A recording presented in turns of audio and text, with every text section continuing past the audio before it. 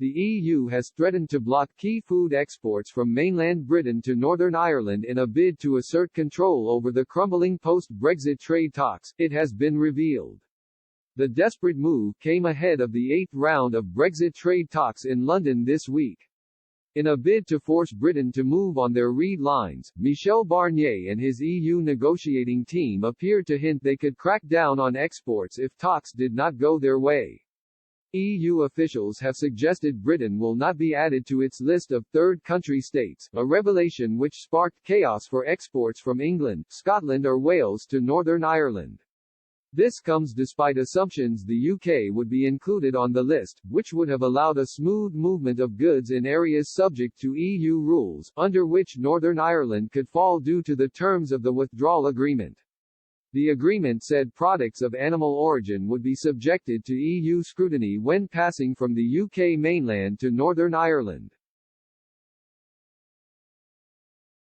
It has prompted a furious response from Boris Johnson, who has threatened to rip up parts of the deal or walk away from talks if no agreement is reached by October 15.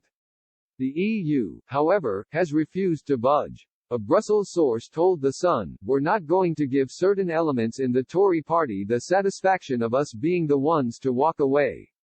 The Internal Market Bill, which will be tabled today, will ensure goods from Northern Ireland continue have access to the UK market, while making clear EU state aid rules, which will continue to apply in Northern Ireland, will not apply in the rest of the UK.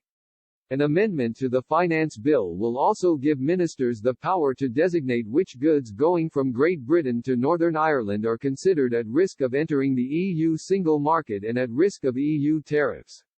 In a statement, the government hailed its Internal Market Bill as a way of empowering Britain and ending the reign of unelected EU bodies.